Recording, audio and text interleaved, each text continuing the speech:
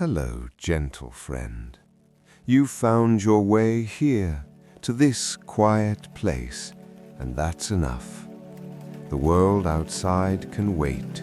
The tasks, the noise, the hurrying, let them rest beyond this moment. Here there is only night, only breath, only the oldest stories told slowly. You don't need to listen closely. You don't need to remember. You don't even need to stay awake. Just let your body soften. Let your thoughts drift like leaves on dark water. Tonight, we'll walk together through ancient Greece. Not the Greece of history books or battle cries, but the Greece of firelight and olive groves, of myths whispered at dusk, of gods who were never meant to shout. These stories have waited thousands of years. They can wait a little longer while you rest. So settle in.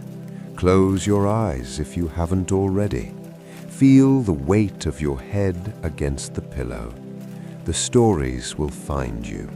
And if you drift away, that's exactly where you're meant to go. If this place feels like home, you're welcome to return whenever you need. Let us begin. Before the stories, there was the land. Stone paths warming through the afternoon, holding the sun's memory into evening. Olive trees, their silver leaves turning in the wind, catching the last light like whispers catching breath. The Aegean Sea, stretching forever, breathing against the shore in rhythms older than language.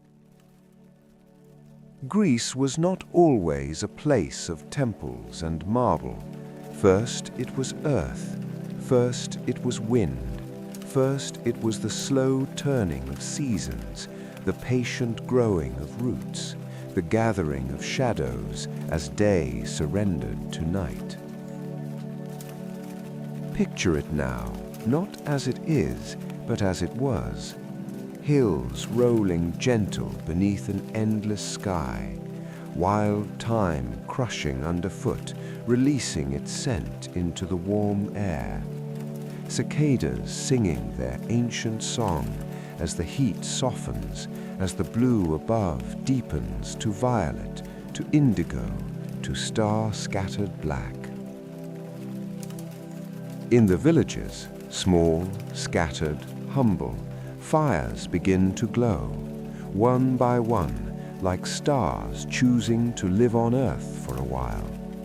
The smell of burning olive wood, the murmur of voices, the laughter of children before sleep takes them. And around these fires, the stories begin. Not written, not formal, just spoken, passed from old hands to young ears, from grandmother to grandchild, from shepherd to shepherd on lonely hills. Stories of how things came to be, why the seasons turn, why the sea rages and calms, why lightning splits the summer sky, why some loves endure and others fade like morning mist. The gods were not separate then. They lived in the thunder and the harvest, in the storm and the hearth fire, in the wildness of the forest and the safety of home. They were the world trying to explain itself.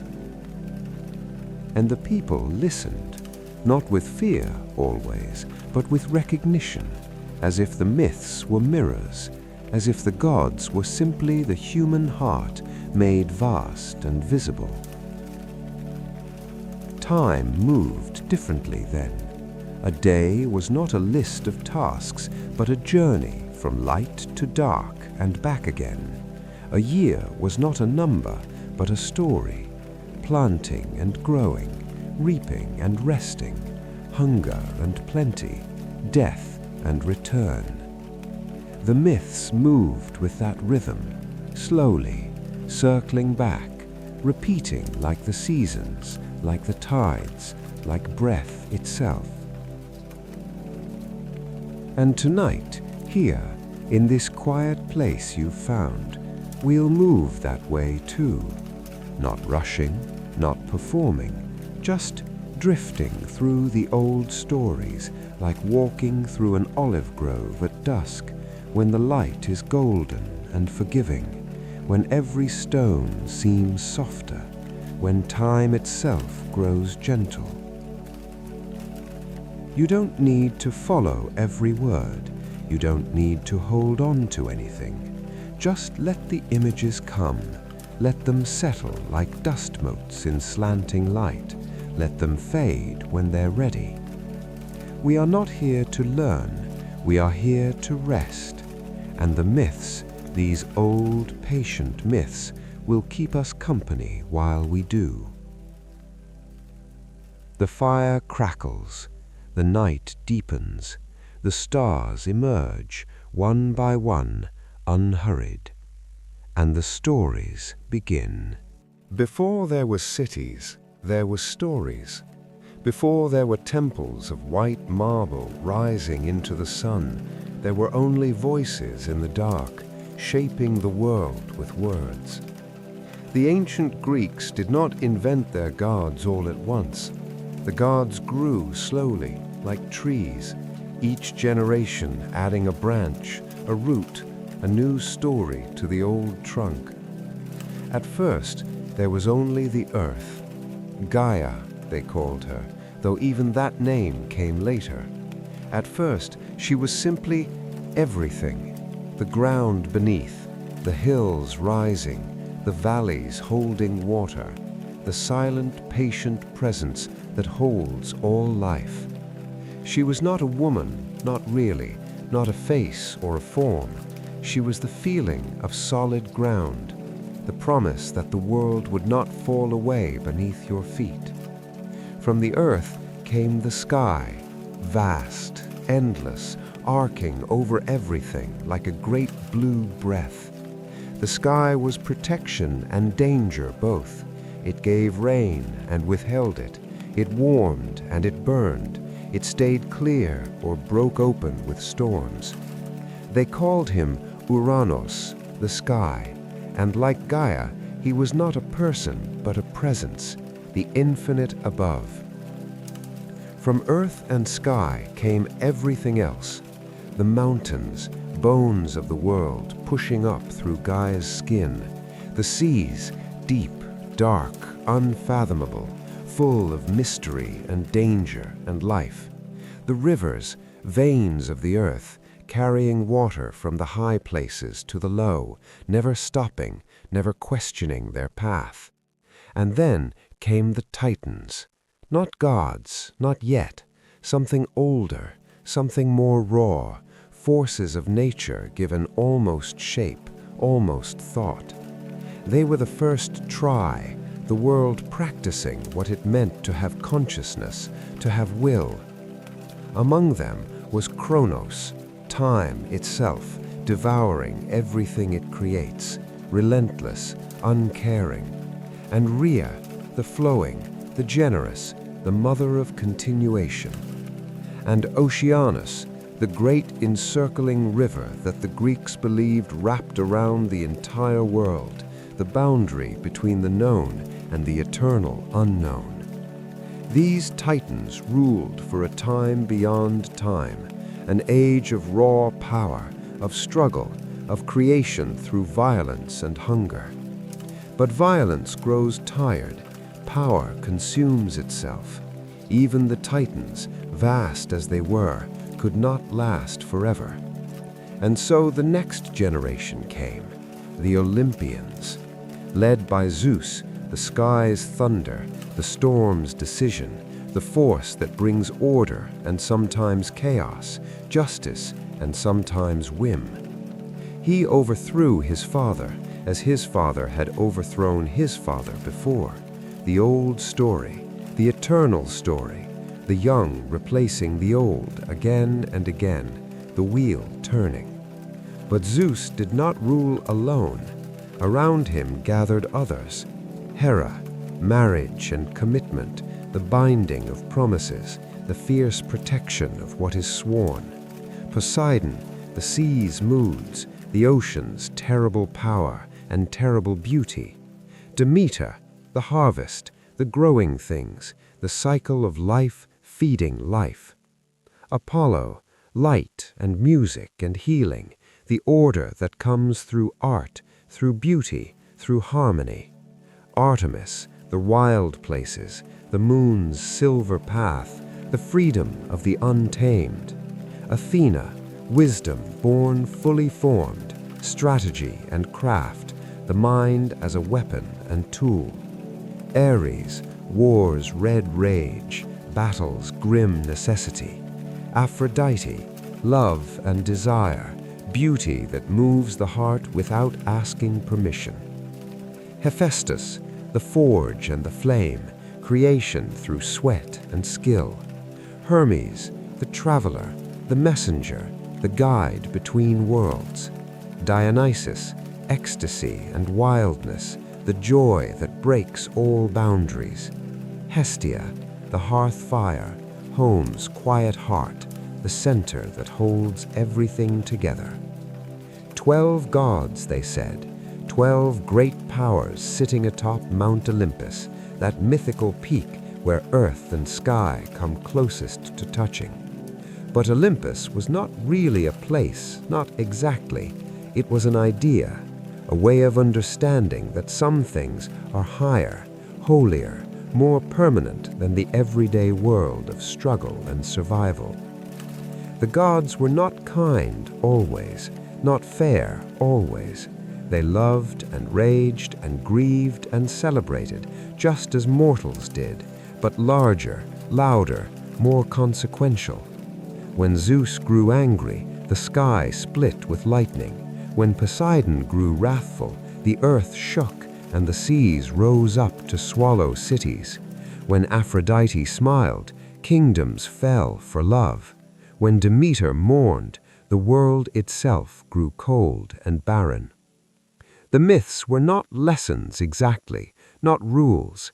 They were reflections, explanations, ways of saying, this is how the world is, this is why things happen, this is the pattern beneath the chaos. And woven through it all, above even the gods, were the fates, the Moirai, 3 sisters spinning, measuring, cutting the thread of every life. Even Zeus could not change what they had decided. Even the gods bowed to fate's quiet sovereignty. One sister spun the thread, life beginning. One sister measured it, life unfolding.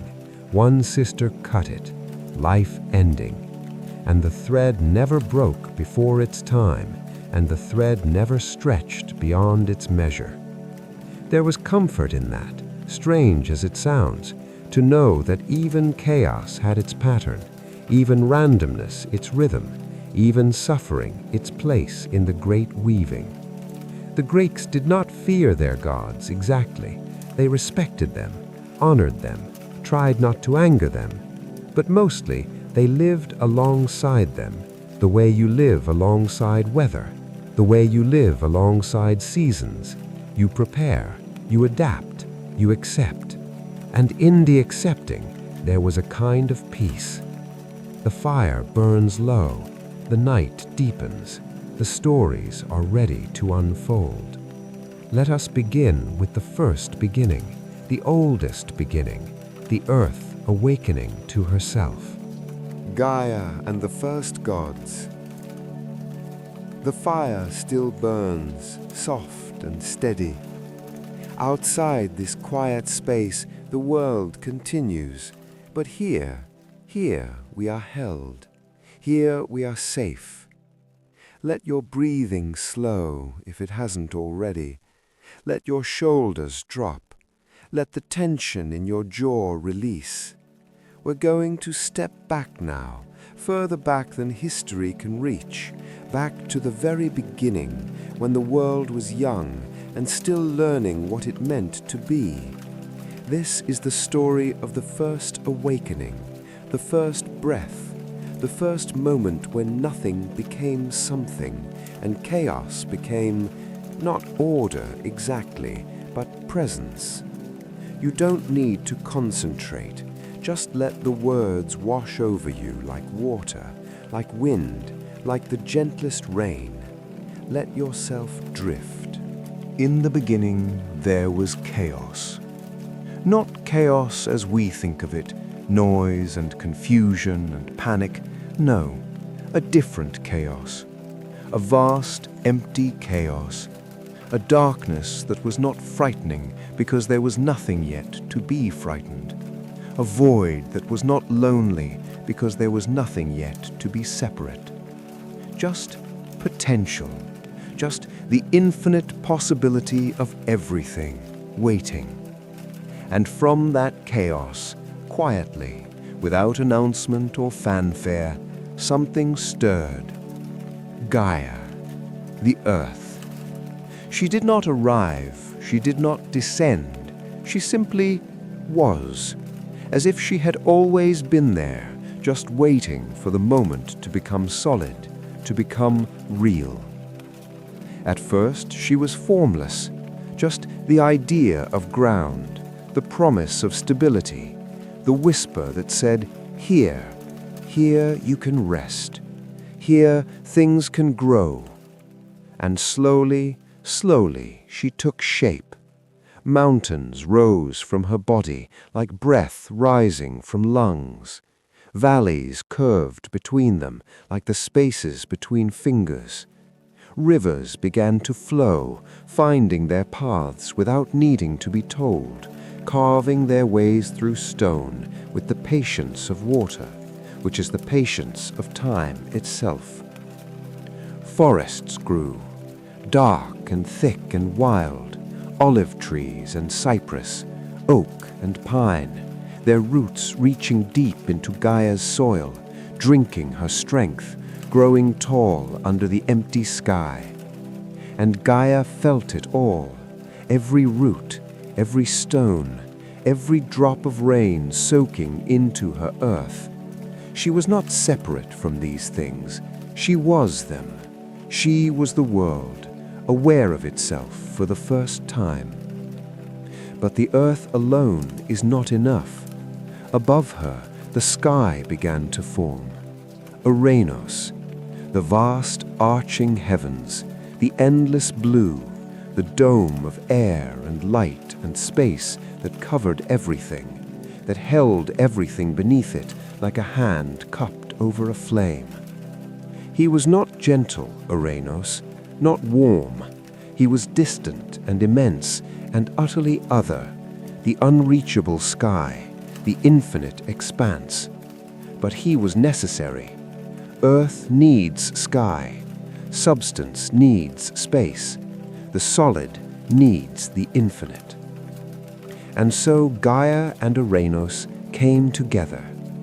Not in love exactly, not in the way humans love, but in a deep, ancient union.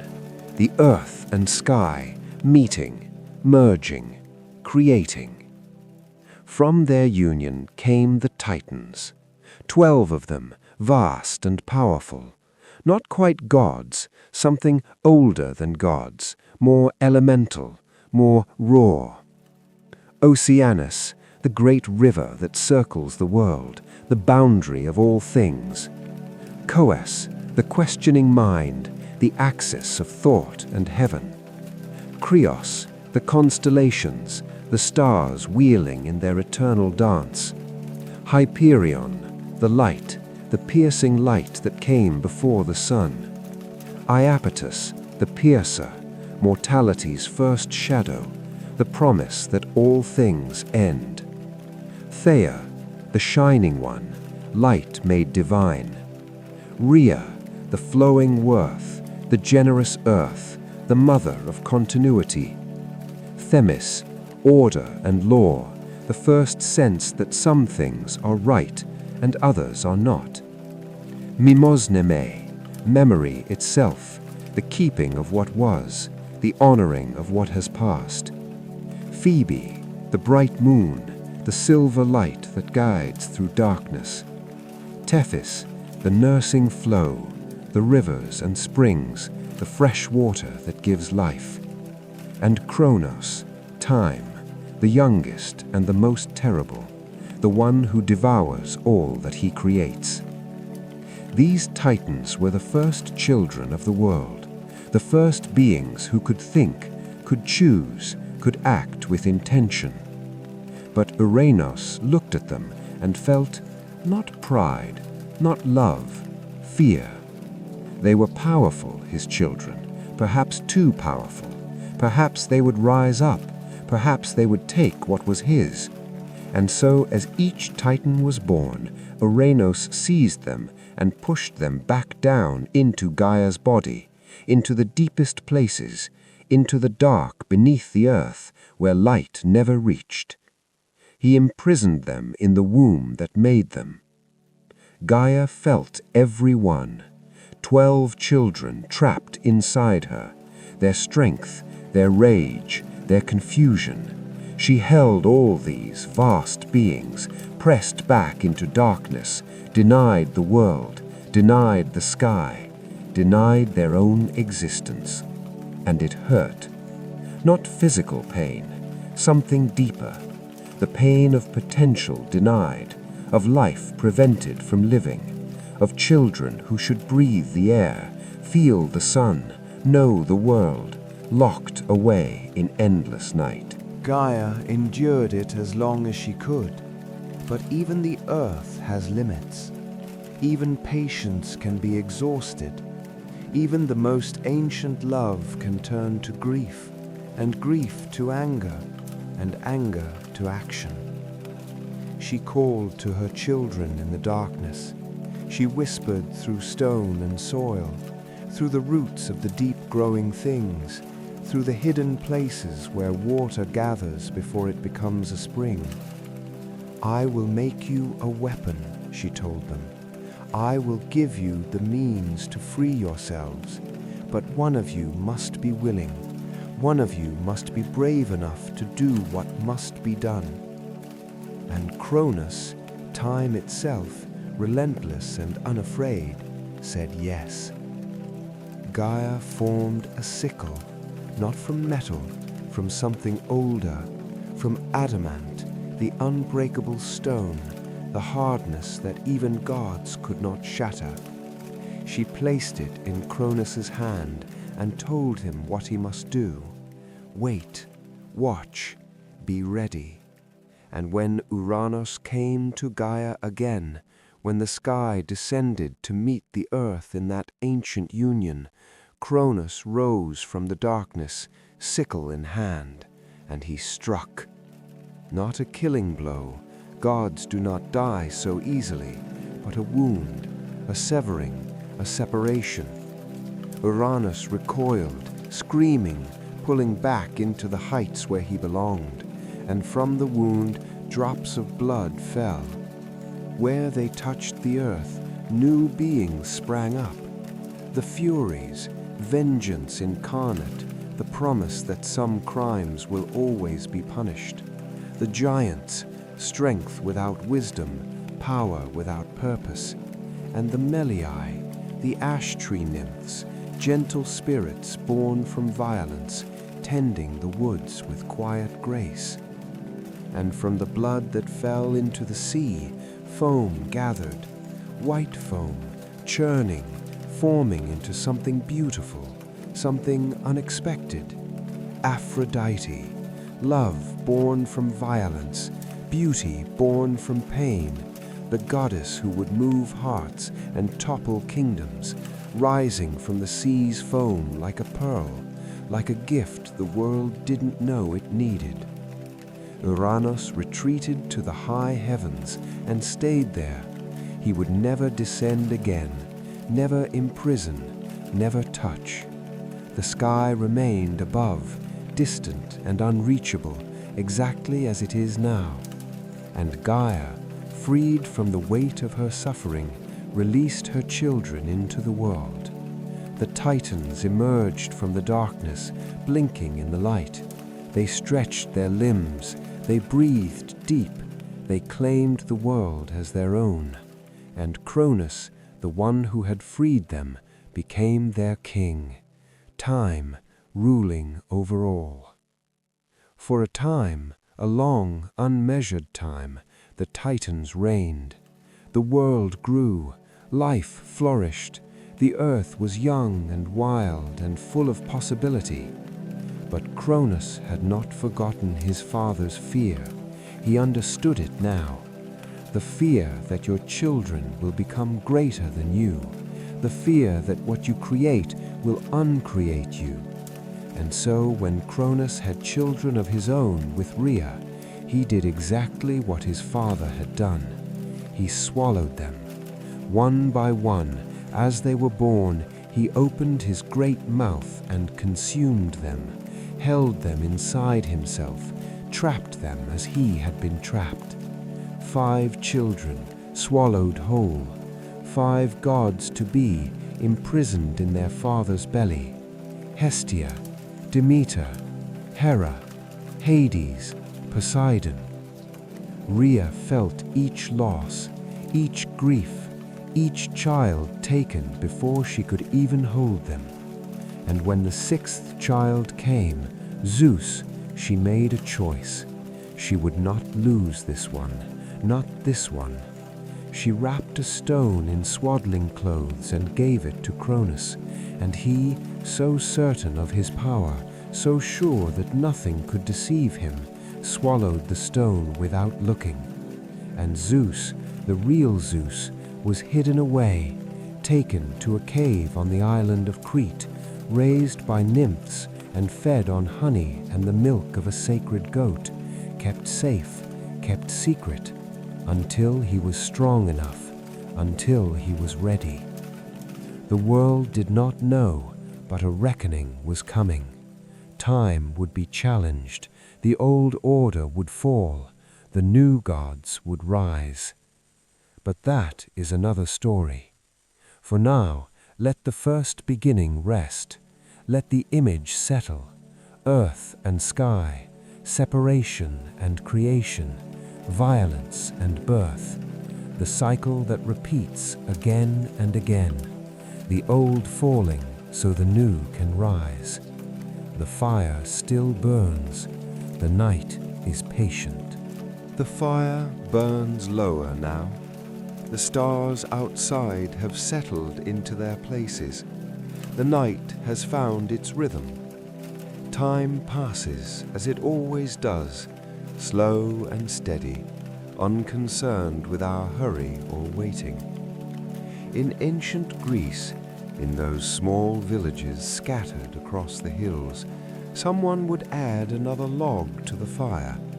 The sparks would rise, dancing upward, disappearing into the dark, and the stories would continue, one flowing into the next like water, like breath.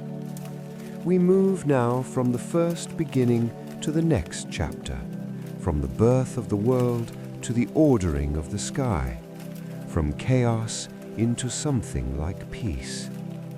Rest your eyes, let your mind wander. The next story will find you when you're ready. The fire still glows, the night still holds us, and the myths, patient and eternal, wait to unfold. Zeus and the calm order of the sky. The embers glow soft in the darkness. You're still here, still safe, still held in this quiet space. And if you've drifted away and returned, that's exactly right. That's what these stories are for, to welcome you back again and again. We return now to Zeus, not the Zeus of fury and thunderbolts, not the Zeus of rage and drama, the Zeus of the steady sky, the Zeus of order, the Zeus who watches over the world with the patience of clouds, with the constancy of the stars. Let yourself settle, Let the weight of your body sink deeper into rest. We're moving slowly. There's nowhere we need to be, nothing we need to accomplish. Just stories, just night, just breath. Zeus grew up hidden in a cave on Crete, where the stone walls held cool even in summer, where the sound of water dripping echoed in the darkness like a heartbeat. The nymphs cared for him, fed him honey straight from the comb, golden and sweet, gave him milk from the goat Amalthea, who nursed him as if he were her own kid. He grew strong there in the secret places, grew wise, grew patient. And when he was ready, when his strength matched his purpose, he left the cave and returned to face his father. Kronos, time itself, the devourer of his own children. But Zeus did not come with violence, not at first. He came with a plan. With the help of Metis, cunning wisdom, the Titaness of wise counsel, Zeus tricked Kronos into drinking a potion, a mixture that turned the stomach, that forced the body to reject what it had consumed. And Kronos, seized by the potion's power, began to vomit. First came the stone, the false Zeus, the decoy that had fooled time itself. Then came the gods. One by one, fully formed, fully grown, they emerged from their father's belly into the light. Poseidon, smelling of salt and storms. Hades, quiet and dark and patient. Hera, regal and fierce. Demeter, with the scent of wheat and earth. Hestia, warm as hearth fire, steady as home.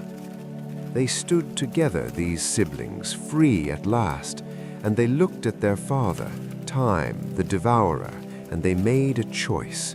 This would not stand. This cycle of fear and imprisonment and consumption, it would end here. War came then, the Titanomachy they called it later, the war between the Titans and the Olympians, between the old gods and the new. It lasted 10 years. 10 years of struggle. The earth shook, the sky split with lightning, mountains crumbled, seas rose and fell like the breath of some vast dreaming beast. But Zeus had allies. The Cyclopes, freed from their own imprisonment, forged weapons for the new gods. For Zeus the thunderbolt, light and sound and splitting power. For Poseidon the trident, command over all waters. For Hades, the helmet of invisibility, the power to move unseen, to be present but unknown. And the 100-handed ones, the Hecatoncheires, joined the fight, each with 100 arms, hurling boulders like rain, overwhelming the Titans with sheer, relentless force. Slowly, slowly, the new gods gained ground, and finally, on a battlefield that might have been the whole world, Zeus struck down his father. Not killed, gods do not die so easily, but defeated, bound, cast down into Tartarus, the deepest pit beneath the earth, where darkness is absolute and time itself grows confused. The old order fell, and Zeus, standing among the rubble and the aftermath, became king. King of gods, king of sky, king of the new world that would be built on the ruins of the old. But here is where the story turns. Here is where we find the Zeus of calm, of order, of the steady hand. Zeus did not rule alone. He could have. He was strongest. He had the thunderbolt. He had defeated time itself. But he chose something different, something wiser. He gathered his siblings and divided the world among them. To Poseidon, the seas, all the oceans, all the rivers that flow to them, all the deep places where water gathers and waits. To Hades, the underworld, the realm of the dead, where souls go to rest, where the cycle of life completes itself. To Hera, partnership, marriage, the bond of equals. She became queen, not as a prize, but as a partner in power. To Demeter, the harvest, the growing things, the cycle of planting and reaping that keeps mortals alive. To Hestia, the hearth, the center of every home, the fire that must never go out. And to himself, Zeus kept the sky, not out of greed, not out of dominance, but because the sky must be watched, the weather must be guided, the balance between storm and calm must be maintained. Zeus became the guardian of order, the keeper of oaths, the protector of guests and strangers, the one who ensured that justice, however imperfect, had a champion. When mortals swore an oath, they swore it by Zeus. When they welcomed a stranger into their home, they did so under Zeus's watchful eye. When they sought justice for a wrong, they called upon Zeus to witness, to judge, to act. He was not perfect. No god was perfect. He could be harsh. He could be unfair. His passions sometimes led him astray. His temper sometimes burned too hot. But he held the sky together. He kept the sun rising and setting. He kept the seasons turning. He kept the rain falling, and the thunder rolling, and the stars wheeling in their courses. And at night, when the world grew quiet, when the fires burned low, and the mortals slept, Zeus would stand atop Olympus and look out over everything. The mountains, dark against darker sky, the seas breathing their eternal rhythm, the fields waiting for spring, the villages small and fragile and full of life. And he would remember what came before, the chaos, the violence, the devouring fear. And he would choose again to hold steady, to keep order, to protect what had been built. The thunderbolt rested at his side, unused, not because he had grown weak, but because he had grown wise. Power is not in the striking. Power is in the choice not to strike, in the restraint, in the patience. The sky stretched above, infinite and calm, and Zeus, king of gods, watched over it all with the constancy of stars. The rain, when it came, fell gentle and necessary. The thunder rolled distant, a reminder, not a threat. And the world below, mortal and fragile, continued. Children were born, crops were planted, stories were told by firelight, and the sky remained, steady, watchful, ordered. Zeus, not as conqueror, but as guardian, not as tyrant, but as the patient hand that keeps the world from sliding back into chaos. What does Zeus offer us in this gentler telling? Not fear of divine wrath, not the terror of thunderbolts, but the comfort of constancy, the reassurance that some things hold steady. The sky is always above us.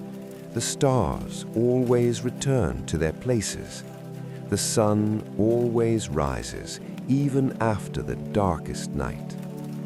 We live in a world of constant change. Nothing stays, nothing holds. Everything we build eventually crumbles. Everything we love eventually leaves. But the sky remains. And perhaps that's enough. Perhaps that's what Zeus represents in his best form. The promise that beneath all the chaos and change, there is order, there is pattern, there is something that endures. When the Greeks looked up and saw storm clouds gathering, they knew Zeus was there. When they saw lightning split the darkness, they knew he was watching. But they also knew that the storm would pass, the rain would stop, the sky would clear. And that, in its way, was a kind of mercy. We cannot control time. We cannot stop the devouring. We cannot prevent change or loss or the inevitable turning of the wheel. But we can trust that the sky will hold, that order will reassert itself, that the chaos, however overwhelming, is not permanent.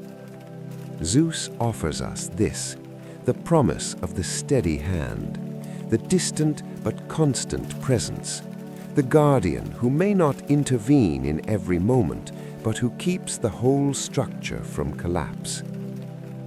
And tonight, as you lie here in the darkness, you can feel it. The ceiling above you holding, the walls around you standing, the night itself vast and present and utterly calm. The sky is still there, even though you cannot see it. The stars are still wheeling, the order is still holding, and you are safe within it, held by something larger than yourself, protected by the simple, steady truth that the world continues. Let that be enough. Let your body rest in that knowledge. Let your mind release its grip on control. The sky will hold, the order will keep, the morning will come. And for now, for this moment, you can simply breathe. The fire has burnt down to coals now, glowing soft, pulsing gentle with each breath of air. Still warm, still alive, just quieter now. Outside, the night has deepened. The stars are bright and cold and infinitely patient. In the villages of ancient Greece, the storytellers would pause here, take a drink of water, shift their weight, let the listeners settle deeper into the moment. The children would be asleep by now, curled against their mothers. The old ones would be nodding, eyes closed, half listening, half dreaming. But the fire would still burn, and the stories would still unfold. We move now from the sky to the earth, from Zeus's order to the deeper rhythms of the seasons, from the high places to the low, from the distant to the intimate. We move to the story of mothers and daughters, of loss and return, of the grief that makes winter and the joy that makes spring. Let your breathing slow even further. Let your thoughts drift like leaves on a quiet stream. There's no need to hold on, no need to remember. The stories will carry you, whether you're listening or dreaming. The night is long. There's time. There's always time. Rest now. Let the next myth find you in its own gentle way. The fire glows, the darkness holds, and the stories continue, patient as the earth itself. Welcome back, quiet friend. Or welcome to this moment if you've just arrived in your awareness, if you've drifted and returned, if you've been somewhere else entirely and found your way here again. All of it is exactly right. We're going to walk now through one of the oldest, saddest, most beautiful stories the Greeks ever told. The story of a mother's love, a daughter's innocence, a loss so profound it changed the whole world. But it's also a story of return, of hope, of the promise that what leaves will come back, that spring always follows winter, no matter how long the cold lasts. Let your body sink deeper into the softness beneath you. Let your jaw relax. Let your eyes rest easy behind closed lids. This story will hold you gently, will move slowly, will remind you that even grief has its season, and that season ends. Breathe, listen, drift. The story begins with joy. Demeter was the goddess of the harvest, of golden wheat fields stretching to the horizon, of barley and grain and the good bread that keeps mortals alive through winter, of the earth's generosity, its willingness to give and give and give again. She was not distant, Demeter, not remote like Zeus. She walked the earth. She knew the smell of turned soil. She felt the rain on her skin. She blessed the seeds and watched them grow and rejoiced when the harvest came heavy and abundant. She was close to mortals, close to their lives, their struggles, their dependence on the land. And she had a daughter, Persephone. Kore, they called her then, the maiden, young and bright and full of laughter. Persephone knew nothing of sorrow, nothing of loss. She had never been cold, never been hungry, never known absence or longing. She was springtime itself, flowers blooming, birds singing, the fresh green smell of new growth after winter's grey. She would run through the meadows picking wildflowers, anemones and crocuses, violets and narcissus, her hands always full of colour, her voice always lifted in song. And Demeter would watch her and feel such joy, such pure, uncomplicated joy, the kind that exists only in the moment before everything changes. One day, a day like any other, a day that should have been unremarkable, Persephone wandered further than usual. She saw a flower she'd never seen before, a narcissus, blooming alone in a clearing. Its petals were brighter than any flower she'd known. Its scent was intoxicating, irresistible. She bent to pick it, and the earth opened. Not a crack, not a small breaking. The whole ground split apart, a great chasm tearing open beneath her feet. And from that darkness, from the deep places where no light reaches, came Hades, god of the underworld, king of the dead, lord of all who pass beyond the veil of life. He did not ask, did not court, did not woo. He simply took her. His chariot was black and pulled by black horses whose eyes glowed like coals. He seized Persephone, pulled her down into the chariot, and plunged back into the earth. The ground closed behind them, and Persephone was gone. Her flowers scattered on the grass, her voice still echoing in the air, her laughter cut short mid-breath. Demeter, in another field, heard nothing, felt nothing, not at first. But then a shift, a wrongness, a sudden absence where presence had been. She called her daughter's name. No answer. She called again, louder, began to run, began to search. Through the meadows, through the forests, up the mountains and down into the valleys, she called and called and called. Persephone, Kore, where are you? But the earth kept its secret. Days passed, then weeks. Demeter did not stop, did not rest, did not eat or drink or sleep. She wandered the whole world searching. Her hair grew wild, her robes grew torn, her eyes grew hollow with grief and exhaustion. And everywhere she went, the crops began to fail. Without Demeter's blessing, nothing would grow. The seeds rotted in the ground, the wheat withered in the fields, the trees bore no fruit. The earth, so generous before, closed itself up and offered nothing. The mortals began to starve. They prayed to Zeus, begged him to intervene. But even Zeus could not simply command Demeter to stop her grieving, could not force her to bless the harvest while her heart was broken. Finally, after Demeter had searched every corner of the earth, she came to Helios, the sun god, the all-seeing eye that watches everything from its path across the sky. "Please," she begged, "please, you see all. Tell me where my daughter is. Tell me what happened."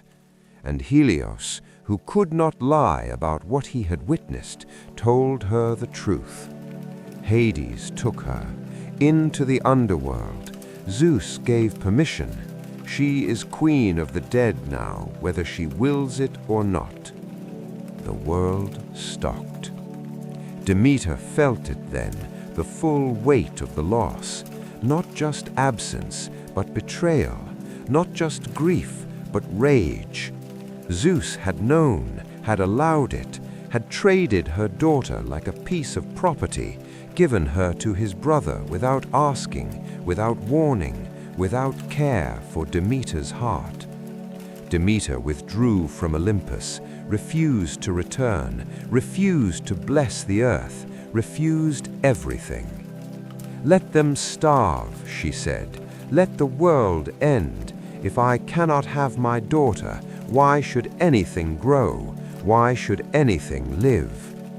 And the earth grew colder, and the days grew shorter, and winter came, the first true winter, harsh and unforgiving. The mortals suffered, the animals suffered, even the gods grew uneasy. Finally, Zeus had no choice. He sent Hermes, the messenger, down into the underworld. "Bring Persephone back," he commanded, "or the world will die." Hermes descended through the dark places, through the rivers of the underworld, the Styx and the Acheron, through the gates where Cerberus guards, through the halls of shadow and silence, and he found Persephone sitting on a throne of black stone beside Hades, her face pale, her eyes distant. She was not tortured, not imprisoned exactly, but she was not herself, not anymore. "You must return," Hermes told her. "Your mother grieves, the world is dying." And Persephone rose, silent, ready to leave. But Hades spoke then. "Before you go, will you not eat? You have taken nothing since you arrived, just a few seeds, just something small." And Persephone, in a moment that would change everything, ate 6 pomegranate seeds, just 6, tiny and red and sweet. She didn't know, how could she know, that eating the food of the underworld binds you to it, that tasting death means you can never fully return to life.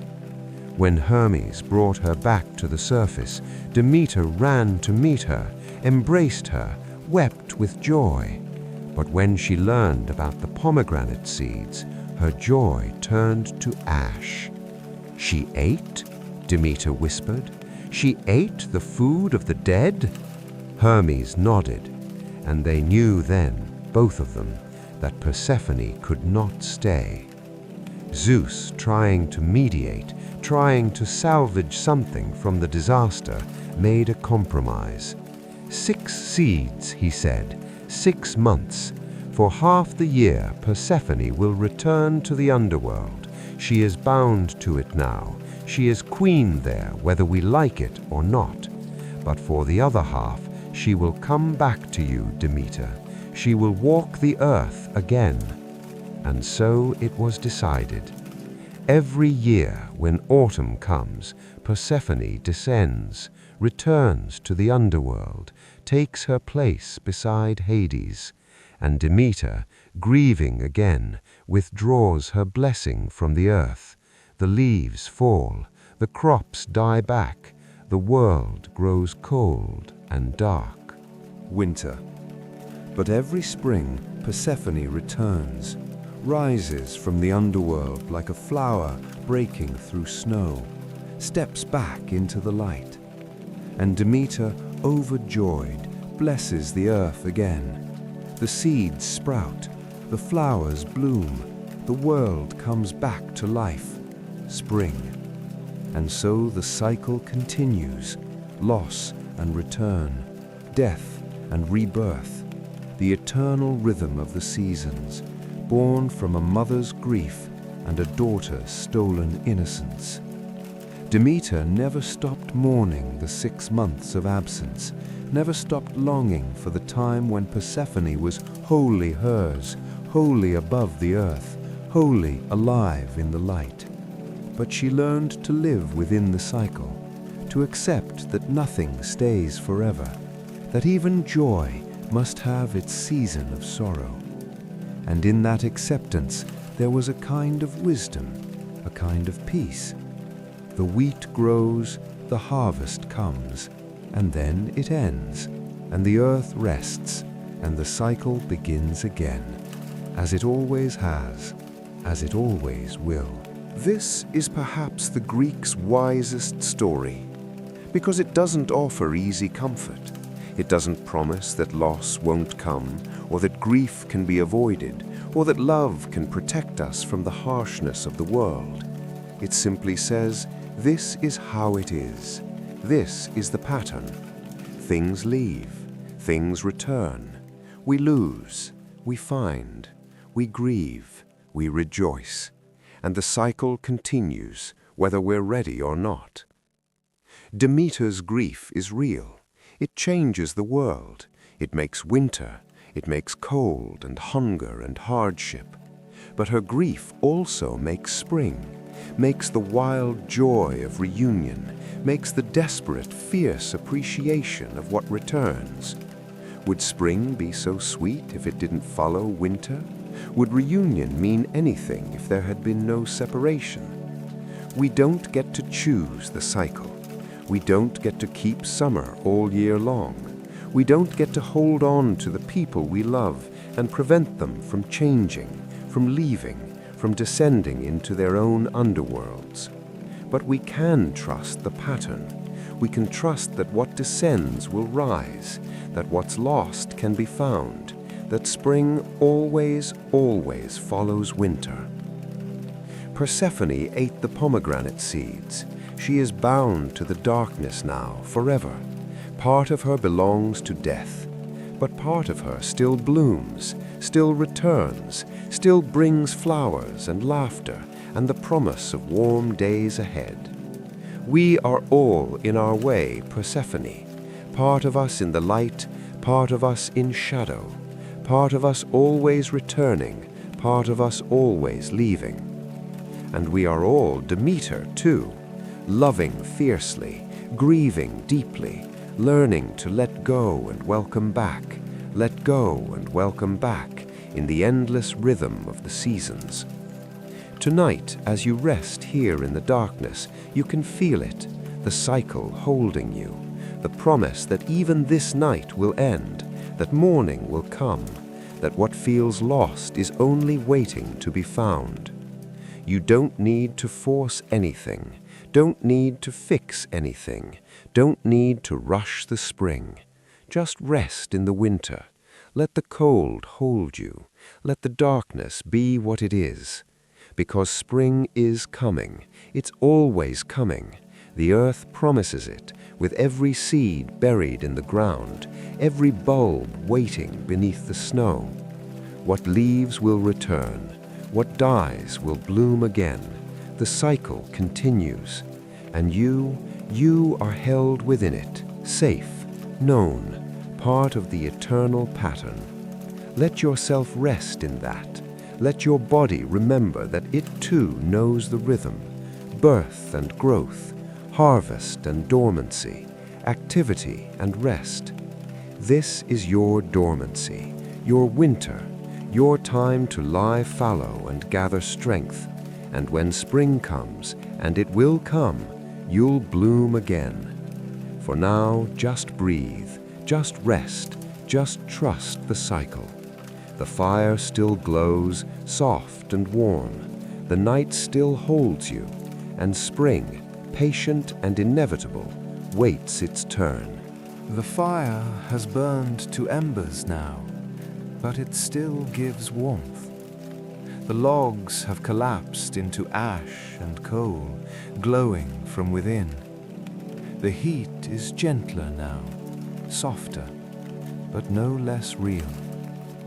In the old times, in the Greek villages where these stories were born, the fire tender would bank the coals before sleep, cover them with ash to keep them alive through the night, so that in the morning they could be breathed back into flame without needing to start fresh.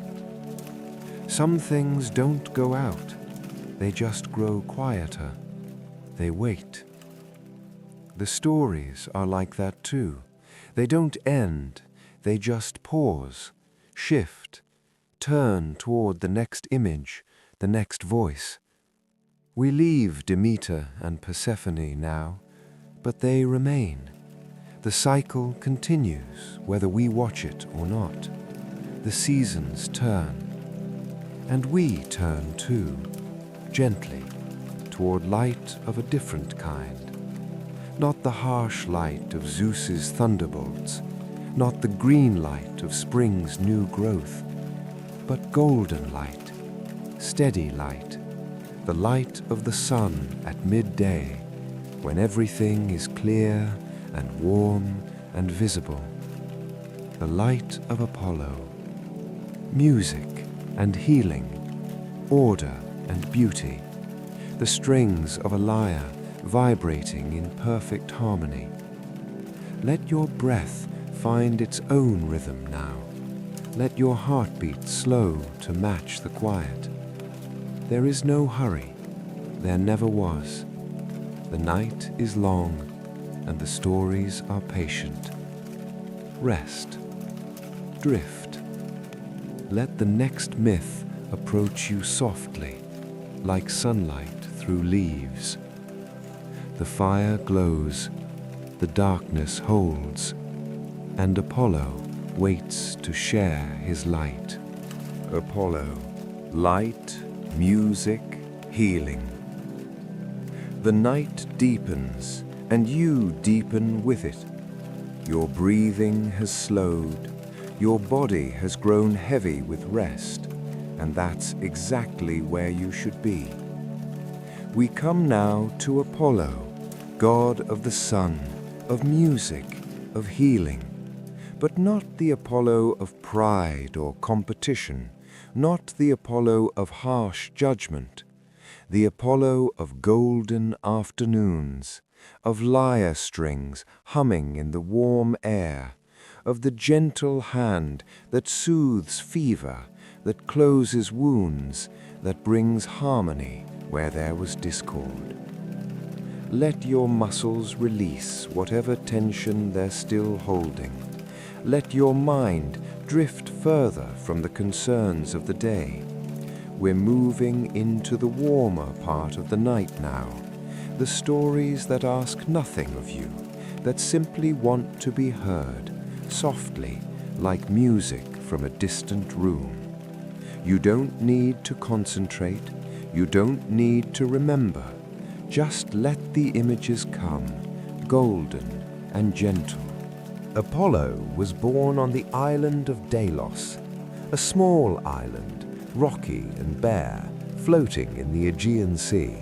Not a grand place, not a palace or a temple, just rock and wild grasses and the endless blue water stretching away on all sides. His mother was Leto, a Titaness. His father was Zeus, and Hera, Zeus's wife, jealous and fierce, forbade any land on earth from giving Leto a place to give birth, chased her across the world, pregnant and desperate, with nowhere to rest. But Delos, the floating island, was not truly land, not fixed to the earth, and so it welcomed Leto, gave her shelter, let her rest. And there, under the open sky, she gave birth to twins. First, Artemis, who would become the goddess of the moon and the hunt. Then Apollo, who would become the god of the sun and music and healing. From the moment of his birth, Apollo was radiant. Not just bright, radiant, as if he carried light inside him, as if the sun itself had taken human form just to see what it felt like to walk the earth. He grew quickly, as gods do. Within days, he was a young man, strong, beautiful, golden-haired. And he had gifts, so many gifts. Zeus gave him a silver bow and a quiver of arrows that never missed their mark. The Muses taught him music. The lyre became his instrument, 7 strings, later 9, that could produce sounds so pure, so perfect, that even the wildest beasts would stop and listen. At Delphi, on the slopes of Mount Parnassus, Apollo built his greatest temple, the Oracle of Delphi, where mortals could come to ask the future, to seek guidance, to hear the voice of the divine through the lips of the Pythia, the priestess who sat above the sacred chasm and breathed the vapors that opened her mind to prophecy. People came from all across Greece, farmers wanting to know if the harvest would be good, generals asking if they should go to war, kings seeking to know which son would inherit the throne. And the oracle would speak, often in riddles, often in poetry, always with the truth, though not always the truth they wanted to hear. Apollo presided over it all, not cruelly, not manipulating, but offering what he could, a glimpse of what was to come, a moment of clarity in the uncertain chaos of mortal life. But Apollo's greatest gift, the one that mattered most, was music. He would sit on Olympus in the evenings as the sun set and the stars began to emerge, and he would play his lyre. Not loudly, not grandly, just beautifully. The notes would rise into the air, clear and pure, each one perfectly placed, each one exactly right. And the other gods would fall silent and listen. Even Zeus would stop his plans and plotting. Even Hera would let go of her anger for a moment. Even Ares, god of war, would feel something soften in his chest. Because music does that. It reminds us that order is possible, that beauty exists, that chaos can be shaped into something transcendent. Apollo's music wasn't forceful, it didn't demand, it simply offered itself, like light offers itself, asking nothing in return. When mortals were sick, they would pray to Apollo, not for miracles always, not for impossible cures, but for relief, for comfort, for the knowledge that even in pain there was still beauty in the world. And Apollo would answer in his way. A fever would break, a wound would begin to heal, a mind lost to delirium would find its way back to clarity. He was the god who reminded mortals that the body could be tended, that suffering was not permanent, that even the worst pain eventually eases. His arrows could bring plague, yes, he was a god, he had the capacity for destruction, but far more often he chose healing, chose the gentle hand over the striking fist. There was a story they told late at night when the fire burned low. A young shepherd boy, lost in the mountains, bitten by a snake, the venom spreading, the boy delirious with pain and fear. He called out to Apollo, not even sure if the god would hear, not even sure if he deserved to be heard. But Apollo came, not in blazing glory, not in thunderous arrival, just there, suddenly present, as if he'd been nearby all along.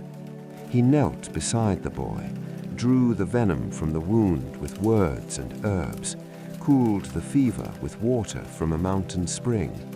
and then he played his lyre, soft, gentle, a melody that turned pain into memory, memory into dream, dream into peaceful sleep.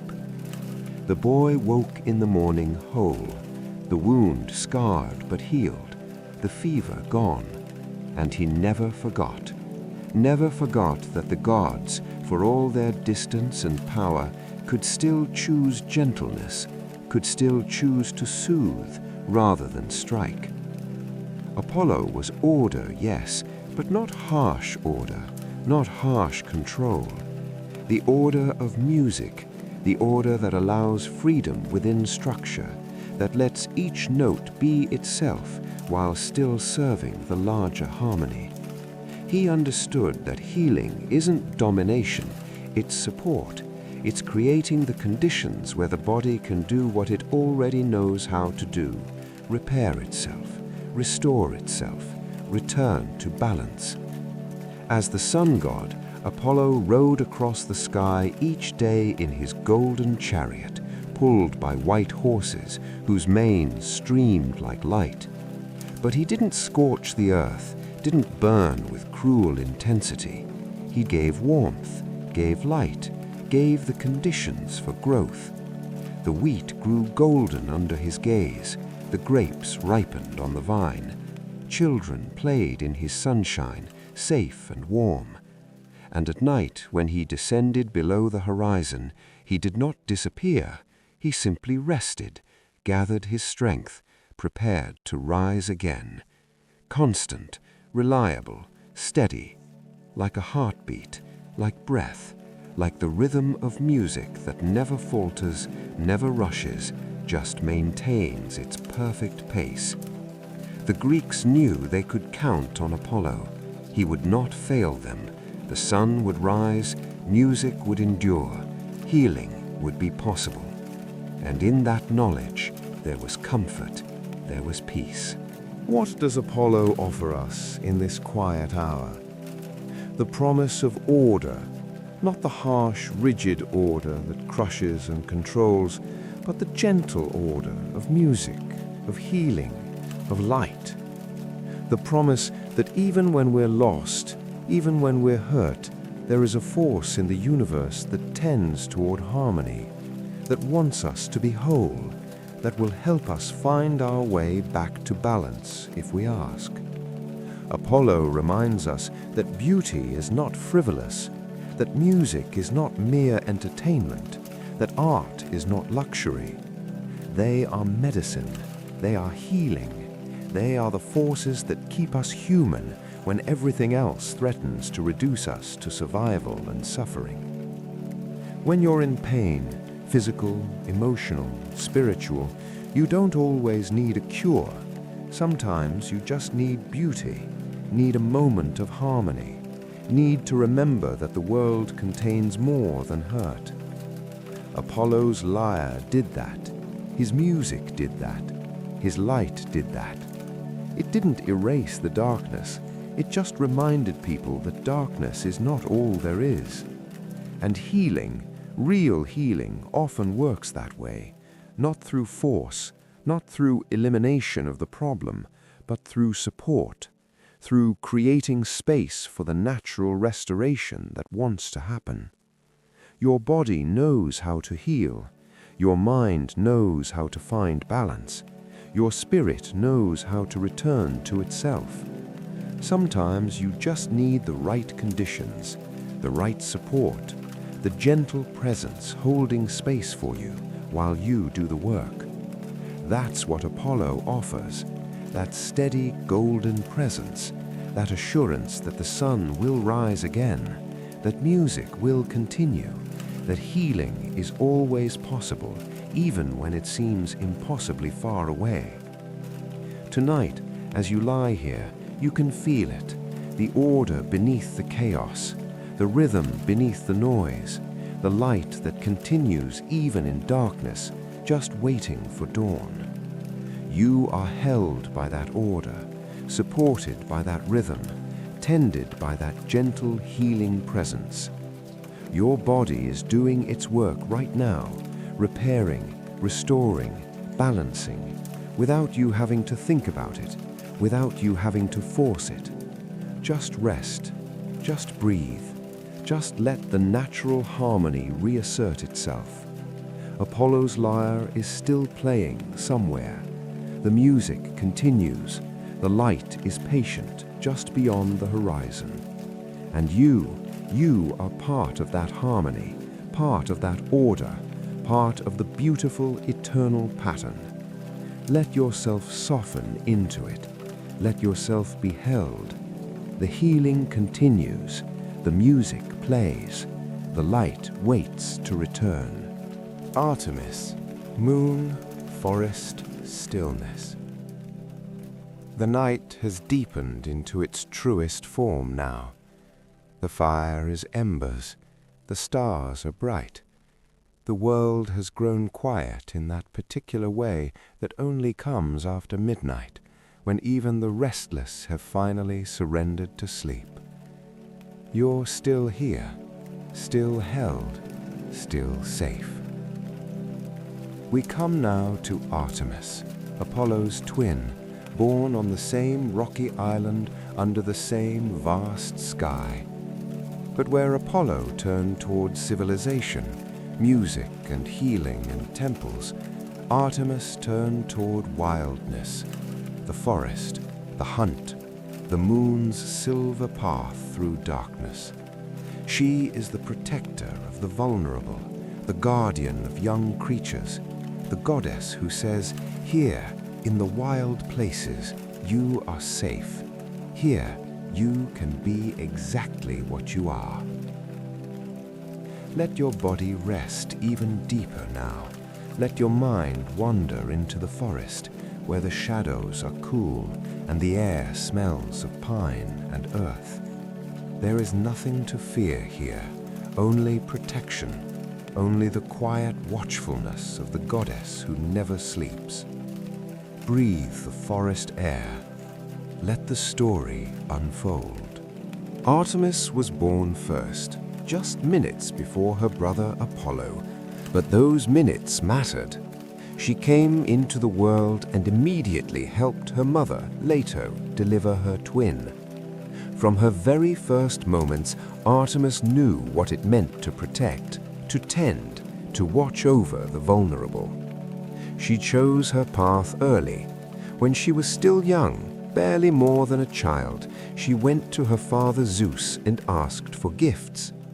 "I want to remain unmarried," she said. "I want to run free in the wild places. I want a bow and arrows, silver like the moon. I want a pack of hounds to run beside me. I want nymphs as companions, and I want to be the protector of all young creatures, animals and children both." Zeus, looking at his daughter's fierce, clear eyes, granted every request. Artemis would never marry, never belong to any man, never be confined to a household or a role that diminished her wildness. She would be free, forever, and she would use that freedom to protect others who were vulnerable, who needed sanctuary, who needed a place where they could be safe from the world's demands. Artemis made her home in the forests, not in one forest, but in all of them. Wherever trees grew thick and wild, wherever streams ran cold and clear, wherever animals made their dens and birds their nests, that was Artemis's territory. She would run through the woods with her hounds, her silver bow across her back, her arrows singing as they flew. She was the hunter incarnate, the perfect hunter. Her arrows never missed, her aim never wavered. But here is what many forget. Artemis hunted to eat, to survive, to maintain balance, not for sport, not for glory, not to prove dominance. She understood the forest's rhythms, the need for predator and prey, the harsh but necessary truth that some must die so others can live. But she never hunted the young, never hunted the pregnant, never hunted unnecessarily. And she protected fiercely those same young creatures, the fawns, the cubs, the fledglings. If you harmed a young animal in her forest, you answered to her arrows. The same was true for human children. Artemis was the goddess women prayed to in childhood, the one who eased the pain, who guided the baby into the world, who protected mother and child through that dangerous threshold between life and death. She was there at every birth, invisible, vigilant, making sure the vulnerable survived. And children, young girls especially, belonged to Artemis. She watched over them, kept them safe, offered them a model of strength that didn't require softening, didn't require submission. In her temples, young girls would dance and sing, dressed in short tunics that let them move freely. They would run races, shoot arrows, learn to be strong and fast and unafraid. And then, when they grew older, when they chose to marry and have children of their own, Artemis released them gently into that next phase of life. But she never forgot them, never stopped protecting them. At night, Artemis rode across the sky in her silver chariot, pulled by deer whose antlers glowed like captured moonlight. The moon was hers, or she was the moon. The two were inseparable. Where Apollo brought the sun's visibility and order, Artemis brought the moon's mystery and intuition. The moon sees what the sun cannot. It illuminates dreams, it governs tides, it pulls on hidden things, emotions, instincts, the deep inner truths we often ignore in daylight. Artemis honored those hidden truths. She knew that not everything needs to be explained or rationalized or brought into the light. Some things belong to the darkness, to the quiet, to the private wild places inside us. Women especially understood this. They knew their bodies moved with the moon's cycles. They knew their dreams were clearest in moonlight. They knew that some truths could only be spoken in darkness, under Artemis's watchful gaze. Artemis had her nymphs, companions who ran with her, hunted with her, swam in her sacred streams. They were bound to her by choice, not compulsion. They chose the wild over the civilized, chose freedom over security, chose the forest's dangers over society's constraints. And Artemis protected them absolutely. There was a story of Callisto, one of Artemis's beloved nymphs. Beautiful, loyal, devoted. Zeus, in his endless desire, pursued her, tricked her, violated her. Callisto, ashamed and pregnant, tried to hide what had happened, but Artemis discovered the truth. And Hera, Zeus's wife, in her jealous rage, turned Callisto into a bear. Artemis could not reverse Hera's curse. The older goddess's power was too great, but she could offer protection. She guided Callisto, even as a bear, through the forests, kept hunters away, made sure she survived. And when Callisto was finally killed, accidentally, tragically, by her own son, who didn't recognize her, Artemis placed her among the stars, Ursa Major, the Great Bear, forever circling the North Star, never setting, never forgotten. Artemis could not prevent all suffering, could not protect everyone from the cruelties of more powerful gods, but she remembered, she honored, she kept her companions close even after death. In the wild places, Artemis created sanctuaries, groves where hunted animals could rest, where hunters' arrows could not reach, springs where women could bathe without fear of being watched, paths where travelers could walk safely under the moon's guidance. These places were sacred, inviolable. If a man entered them uninvited, if he threatened the sanctuary's peace, Artemis's arrows would find him. She was not cruel, but she was absolute. The wild places needed protection, and she provided it without hesitation, without mercy for those who violated the sacred boundaries. There was a gentleness to Artemis too. She would kneel beside a wounded deer and ease its pain. She would guide a lost child out of the forest and back to safety. She would sit beside a laboring woman and breathe with her, lending her strength. Her fierceness and her tenderness were not separate. They were the same force, the absolute commitment to protecting what is vulnerable, what is precious, what deserves to live without fear. At night, when the moon was full and bright, you could sometimes catch a glimpse of her, a flash of silver in the trees, the sound of hounds baying in the distance, the sense of being watched, not threateningly, but protectively, as if someone strong and capable and utterly unafraid was making sure you were safe. And in that moment, walking through the moonlit forest, you would know you are not alone. You are protected. The wild goddess watches, and she will let no harm come to you. Artemis asks for nothing. She does not demand worship or sacrifice or devotion. She simply offers what she is, a fierce, eternal guardian, a protector of boundaries, a champion of freedom and wildness and the right to remain untamed.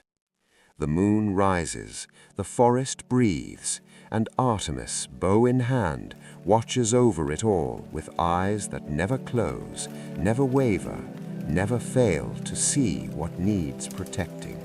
What does Artemis offer us here in the deep night? Permission.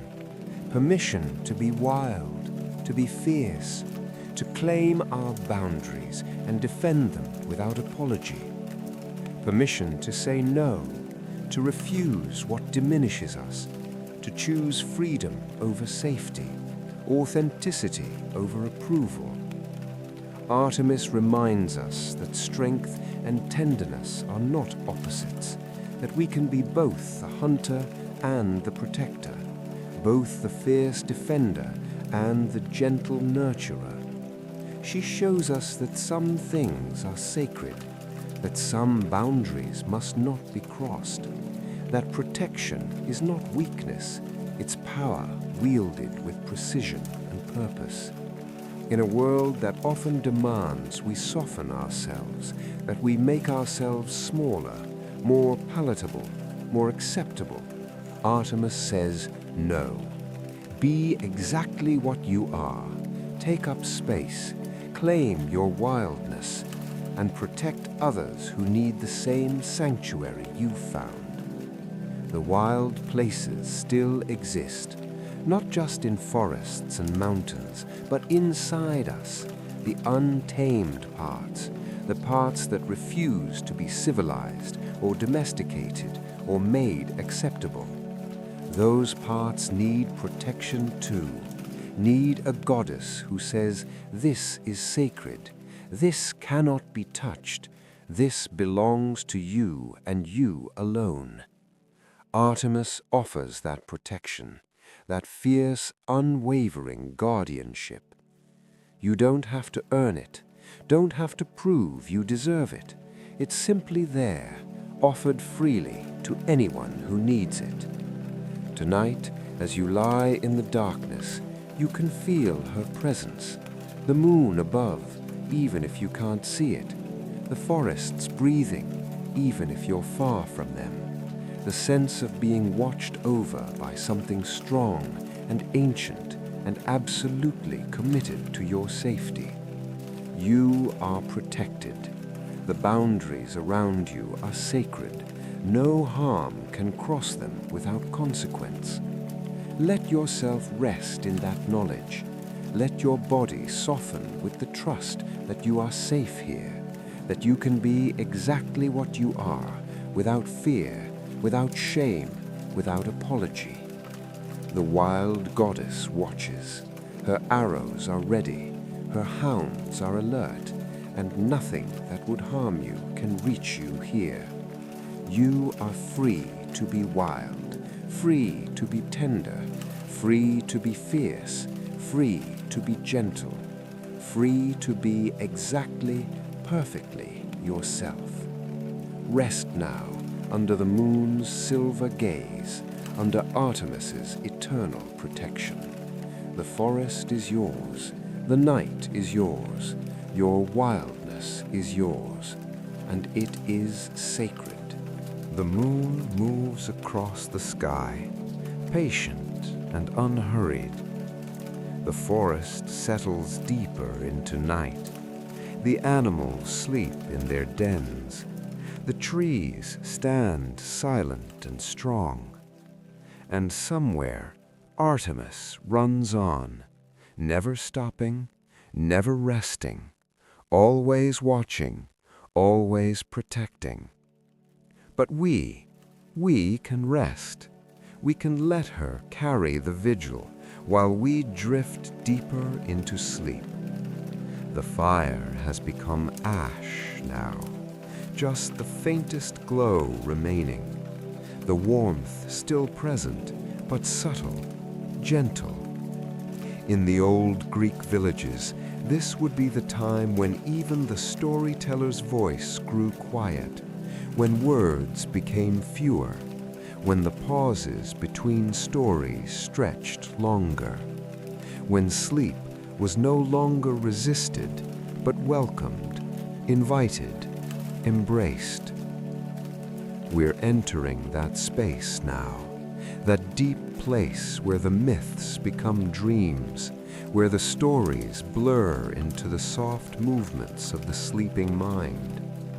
The next myth, and there will be a next one, patient and waiting, will be gentler still, quieter, simpler.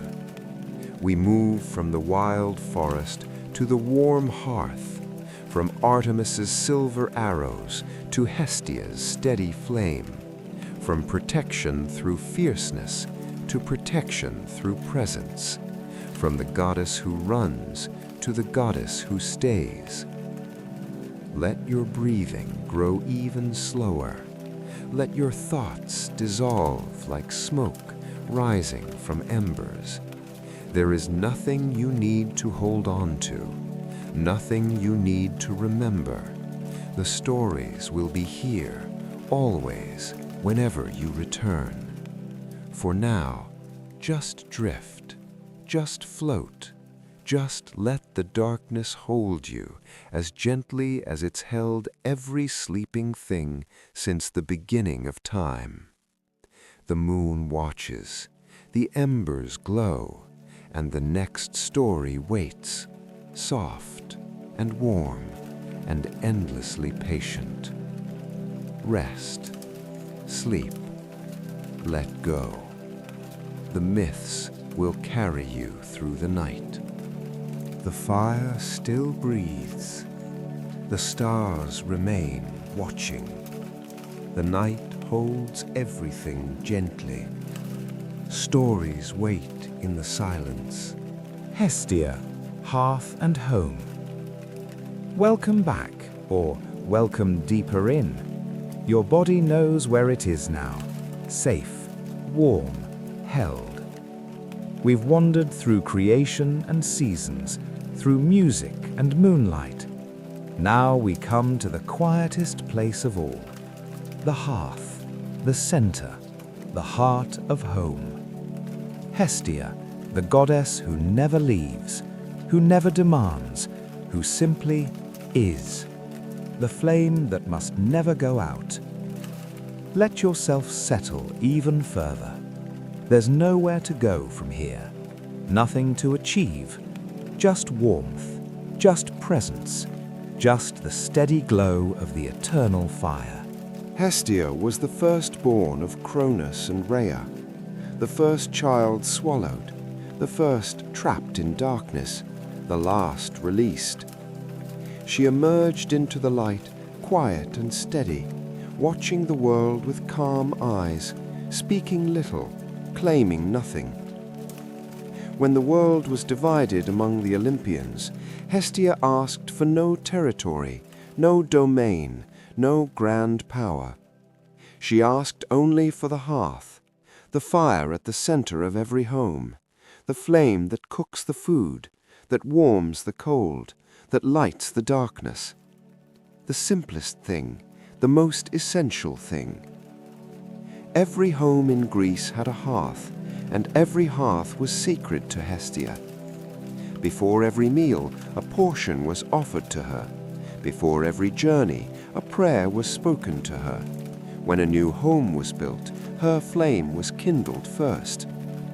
She was not dramatic, not showy, not the stuff of grand myths and epic tales. She was simply present, constant, reliable. The flame that never went out. In the public buildings, the Prytaneum, a sacred fire burned for Hestia, tended day and night. When people founded new colonies, they would carry fire from this hearth to light the first flame in the new city. Connection, continuity, the promise that home traveled with you, carried in the warmth of Hestia's flame. She never married. Like Artemis, like Athena, she chose independence. But where Artemis chose the wild and Athena chose wisdom and warfare, Hestia chose simply to tend the fire. To be the still point, the center that holds. Hestia didn't need stories because she was the background of every story, the fire that burned while the other gods had their adventures, the warmth that welcomed them home. She was peace, she was safety, she was the feeling of returning to a place where you belong, where you are known, where you can finally rest. Every family was her family, every hearth was her altar, every meal eaten in gratitude was her worship. She asked for nothing grand, no temples, no festivals, no sacrifices beyond the simple daily acknowledgement, thank you for this warmth, thank you for this food, thank you for this home. The flame flickers but never dies, the warmth fades but returns, the center holds even when everything else falls apart. Hestia, quiet and eternal, keeping the fire alive. What does Hestia offer? The simplest, most profound gift: presence. She doesn't fix, doesn't solve, doesn't intervene or rescue. She just stays. The fire burns, the home remains, the center holds. In our rushing, striving, achieving lives, we forget the power of simply being present, simply tending the small, essential things, simply creating a space of warmth and safety. Hestia reminds us that the grandest service is often the quietest, that the most important work is often the least noticed. Keeping the fire burning, making the home safe, being the steady presence that others can return to. You don't have to be spectacular, don't have to be remarkable, don't have to achieve great things. You just have to tend your fire, keep your center warm, be present in your own life, in your own small corner of the world. And in that quiet tending, you honor Hestia. You become the hearth for others. You offer warmth in a cold world. Tonight, rest in that. Let yourself be held by the simplest truth. You are home. The fire still burns. The warmth still holds. The fire is almost gone now, but the warmth remains. We drift toward morning, though morning is still far away. The stories grow softer, simpler, like lullabies sung to children already sleeping. The roads stretch out in darkness. Every path is watched over, every traveler protected. Hermes, the guide, the wanderer, the one who knows all the ways between.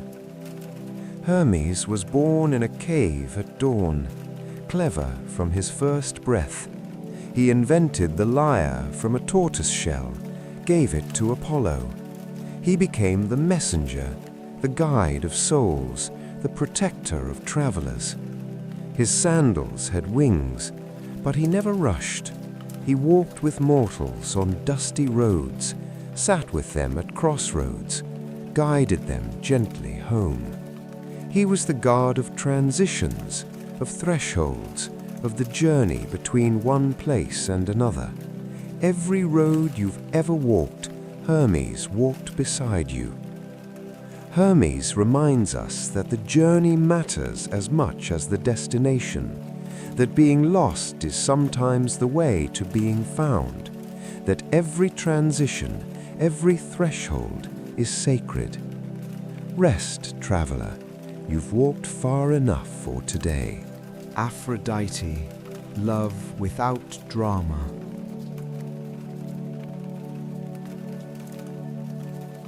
Love is quiet sometimes, not passionate declarations, just presence, two people breathing the same air.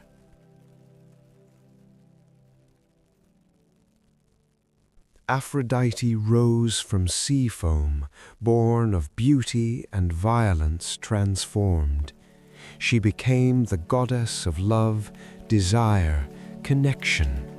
Not just romantic love, but all love, the love between friends, between parent and child, between soul and world. She reminded mortals that connection is what makes life worth living, that beauty is not vanity, but recognition of the sacred in the ordinary, a flower blooming, a face softening into a smile, two hands reaching for each other. All of this is Aphrodite. All of this is holy.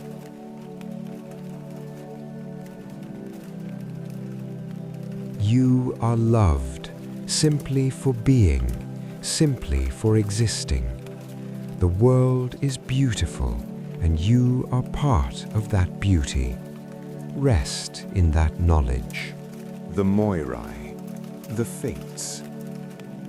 Three sisters spinning in the darkness. The thread of your life already measured, already known. And there is peace in that. Clotho spins the thread, your beginning. Lachesis measures it, your unfolding. Atropos cuts it, your ending. Even the gods cannot change what the fates have woven. But this isn't cruel. It's order, pattern, the promise that your life has shape, has meaning, has its right length. Nothing is random, nothing is wasted. Every moment was measured, every breath was counted, and it is exactly enough. You don't have to control everything. You don't have to know how it all turns out. The thread is already spun, the pattern already set. Your only job is to live it, to walk your path, to breathe your breaths. The fates have woven well. Trust the pattern. Rest now. The thread holds you. The fire has gone out, but the warmth remains. The stones still hold heat. The air still carries the scent of smoke and story. We've walked together through ancient Greece, through births and deaths, seasons and cycles, love and loss, and the eternal patterns that hold everything. You've heard the stories, or you've slept through them, or you've drifted between hearing and dreaming, and all of it is exactly right. These myths don't need to be remembered. They're not tests. They're not lessons. They're companions, presences, old friends who sit with you in the dark and ask nothing except that you breathe, that you rest, that you let yourself be held. The gods still watch in their way, not intervening perhaps, but present. The earth still turns, the seasons still cycle, the patterns still hold, and you are part of it all, woven into the great tapestry, your thread measured and spun and placed exactly where it belongs. There is nowhere else you need to be, nothing else you need to do. Just this, just rest, just the gentle rising and falling of your breath in the darkness. The stories will be here when you return. The fire can be lit again. The myths will wait, patient as stone, old as time.